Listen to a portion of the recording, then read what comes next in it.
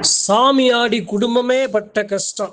இன்னைக்கு இந்த பதிவை அறிவு முன்பர்களுக்கு ஒரு உண்மையான நிகழ்வை பகிர்ந்து கொள்ள ஆசைப்படுறேன். ஒரு சாதாரண மனுஷனுக்கும் தெய்வத்தை சுமக்கிற சாமியாடியும் எது மாதிரி இருக்கணும், நம்மளை மதிக்கலாட்டினாலும் நம்ம உடல்ல இருக்கிற சாமியை மதிச்சு எப்படி நாம இருக்கணுங்கிறதுக்கு இந்த உண்மையான நிகழ்வு உங்களுக்கு ஒரு சான்றா இருக்குங்க. என் மேல சாமி இருக்கு, உண்மையா சாமி இருக்கு.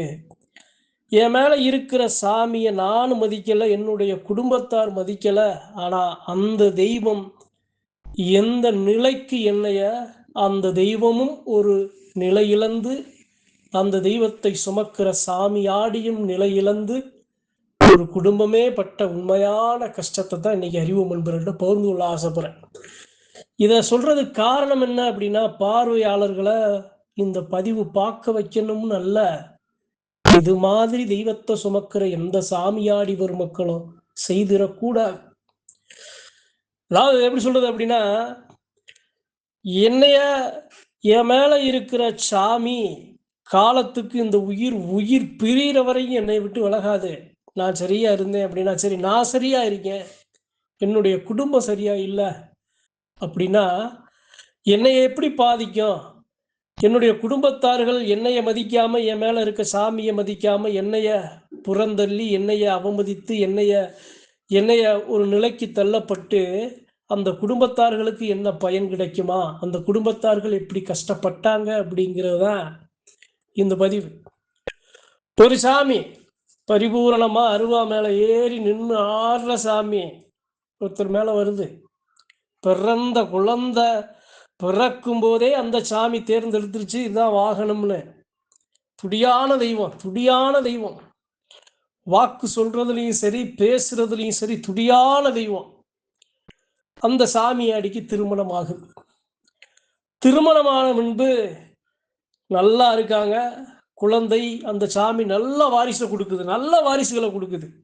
ஆண் வாரிசு, பெண் வாரிசு, நல்ல வாரிசுகளை கொடுக்குது. வீடு நிறைய குழந்தை, வீடு நிறைய குடும்பம், வீடு நிறைய மகிழ்ச்சி. சாமி நல்லா பேசுது, நல்லா பரிபூரணமா அருவா மேல ஏறி நிக்க ஆடுற சாமி ஏதோ தண்ணியில நீச்சல் அடிக்கிற மாதிரி அருவாள்ல நீச்சல் அடிக்குது. பரிபூரணமா. அப்ப அந்த தெய்வம் பரிபூரணமா ஏறி பரிபூரணமா பேசி வந்து குடும்பத்துக்கு வாரிசு விருத்திய கொடுத்த அந்த தெய்வம் நல்லா நிலையா சம்மணங்கால் போட்டு அந்த சாமியாடி மேல உட்காரு. அப்ப அந்த குடும்பத்துக்கு ஒரு கஷ்டகாலம் எப்படியெல்லாம் வருதுன்னு பாருங்க.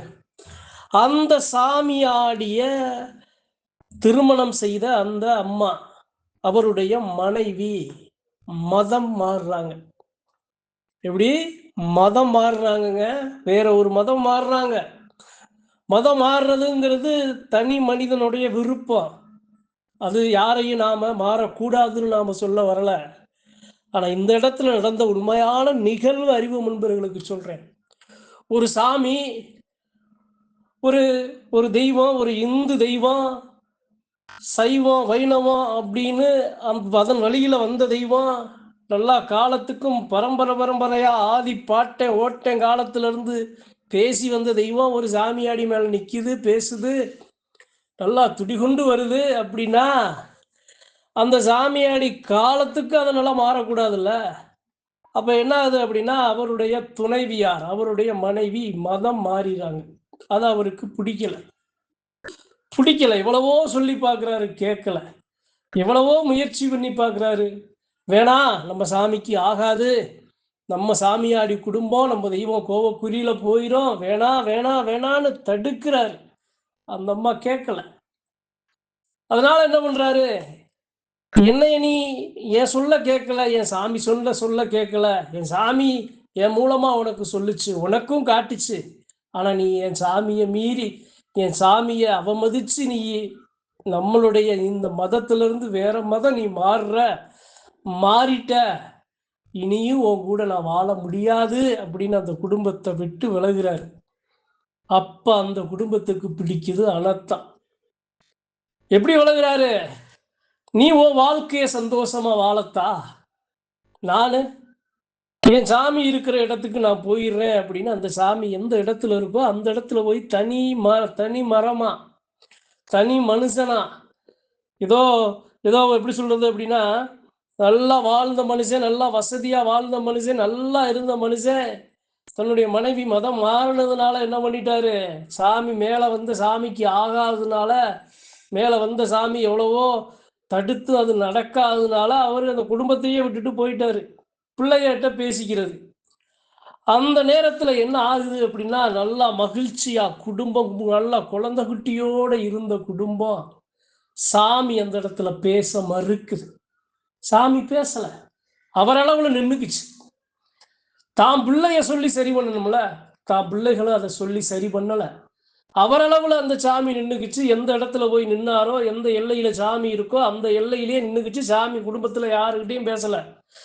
யாருகிட்டயும் பேசல. இவர் அந்த சாமியாடி தனியா இருந்து கஷ்டப்பட பட பட மன கஷ்டம், பண கஷ்டம், தன்னுடைய பிள்ளைகளை நினைச்சு கஷ்டம், தன்னுடைய மனைவியை நினைச்சு கஷ்டம். இது மாதிரி அந்த சாமியாடி சாமியை சுமந்து மனம் கஷ்டப்பட பட அவர் விடுகிற கண்ணீர் என்ன ஆகுது அப்படின்னா, அவருடைய அதற்கு காரணமான மனைவி அந்த மக்களை பாதிக்க ஆரம்பிக்குது.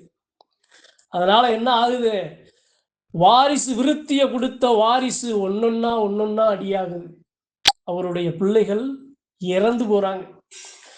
சரி அப்படின்னு என்ன பண்றாரு, அவருக்கு தெரிய தெரிய அவருக்கு மேலும் மேலும் அதிகமாக கோபமாக இப்படி இருந்தது காரணம் அப்படிங்கிற மாதிரி தன்னுடைய துணைவியார் மேல அந்த கோபத்திலையும் அவருடைய வேதனைகளை அந்த மருந்து அந்த இடத்துல கிடைக்கல. சாமி நின்னாலும் பேசினாலும் அவரளவுல நின்னாலும் அவருடைய மனவலிக்கு அந்த இடத்துல மருந்து கிடைக்கல. குடும்பத்துல பிரச்சனைகள் கஷ்டம். அதே சமயம் ஒரு காலம் வரும்போது அவருடைய ஒரு சில பிள்ளைகள் ஆண் வாரிசுகளும் அந்த மனைவி மாறின மதத்துக்கே மாறிடுறாங்க. கஷ்டம் கூடுது, அனர்த்தம் அதிகமாகுது. இதனால என்ன ஆகுது அப்படின்னா, அந்த சாமியும் ஒரு கோபக்குறியில நிக்குது. அந்த சாமியை சுமக்கிற சாமியாடிக்கும் மன வலி வேதனை அதிகமாகுது. பிள்ளைங்க யாருமே வந்து அவர் பக்கம் போகல, அவரை பார்க்கல, அவரை விரும்பல, அவரை நினைக்கல. அதனால என்ன ஆகுது அப்படின்னா, அந்த தெய்வத்தோட கோபமும் அவருடைய வலிகளும் வேதனைகளும் மேலும் அந்த குடும்பத்தை போட்டு புண்படுத்துது.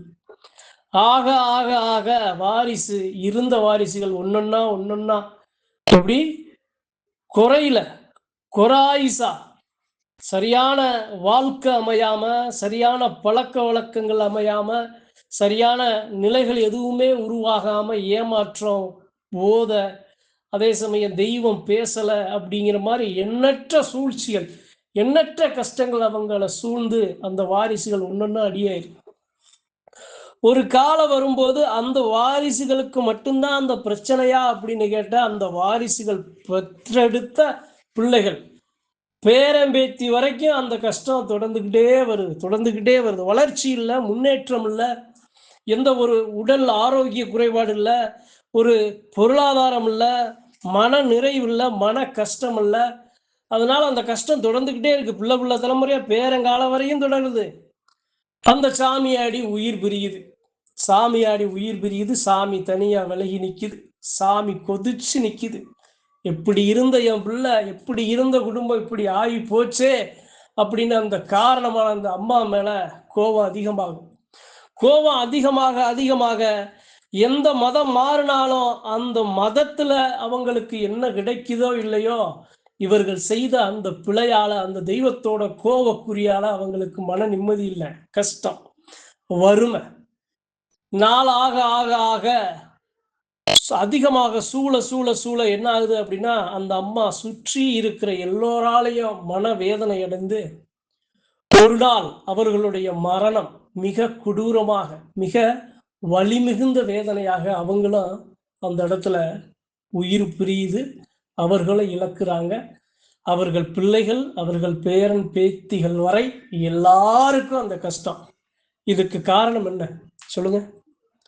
சாமிங்கிறது சாதாரண விளையாட்டு அல்லங்க. ஏதோ ஏதோ தட்டான்கால் விளையாட்டுல விளையாடுற மாதிரி நாம விளையாண்டுறக்கூடாது. தெய்வத்தை சுமக்கிற சாமியாடி அறிவோம் என்பவர்களுக்கு இந்த உண்மையான நிகழ்வு சொல்ல காரணம் என்ன அப்படின்னா, உங்க மேல சாமி ஊக்கமா நின்னுச்சு அப்படின்னா, நீங்கள் இது போன்று ஒரு நிலை உங்களுக்கு உருவாக கூடாது. சாமி ஆடலை, சாமியை ஒதுங்கி நிற்கிறேங்கிறது வேற. அந்த சாமிக்கு ஆகாத செயல்கள் செய்யும்போது அந்த சாமி தாம் பிள்ளைகன்னு மன்னிச்சு விட்டாலும் அந்த சாமி மிதிக்கிற வாகனம் கஷ்டப்படும் போது அந்த சாமி பொறுத்து போகாது, பார்வையை மாத்திரும், பார்வை கொடுக்காது. பார்வை கொடுக்கலை அப்படின்னா அந்த குடும்பமே சின்ன குத்தி சித்திரவதையாகி அனர்த்தங்களும் கஷ்டங்களும் வலிகளும் வேதனைகளும் இழப்புகளும் உயிரிழப்புகளும் நிம்மதி இல்லாம எத்தனையும் வந்துடும். சாமியாடி குடும்பம் மிகவும் கவனமாக இருக்கணும். கண்ணியம், கட்டுப்பாடு, ஒழுக்கம், பந்தம், பாசம், தெய்வத்தின் மேல வைக்கிற பாசம், பிடிப்பு, அந்த பாதுகாப்பு, அந்த மரியாதை, இதுதான் அந்த குடும்பத்தை ஆலமரம் அரச மரம் போல வளர்த்தெடுக்கும். இது எதுவுமே இல்லை அப்படின்னா மண்ணுக்குள்ள புதைச்சிடும். என்ன புதைக்குன்னா தெய்வம் யாரையும் பழி வாங்காது, தெய்வம் யாரையும் கஷ்டப்படுத்தாது. தெய்வத்தோட பார்வை கிடைக்கல அப்படின்னா சுற்றி இருக்கிற எல்லாமே சூழ்ந்துடும். இந்த உண்மையான நிகழ்வை சொல்ல காரணம் என்ன அப்படின்னா, இந்த தவற யாரும் செய்ய அனுமதிக்காதீங்க. ஒரு சாமியாடியா இருந்தாலும் தனக்கு குடும்பம் இருக்கு. அந்த குடும்பத்துல இருக்கிற மக்களை பார்க்கணும், அவர்களுடைய தேவைகளை நிவர்த்தி செய்யணும், அவர்களுடைய மனசு கஷ்டப்படக்கூடாது.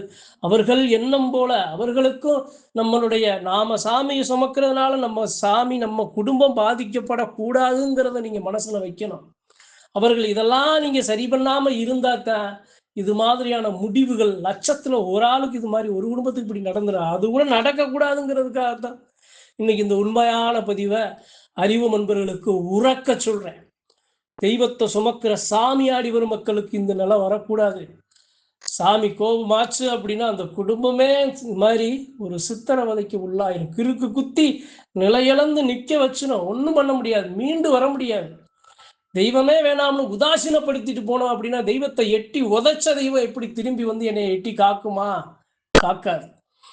தலைமுறையா நம்மளுடைய கஷ்டம் மாறாதுங்க.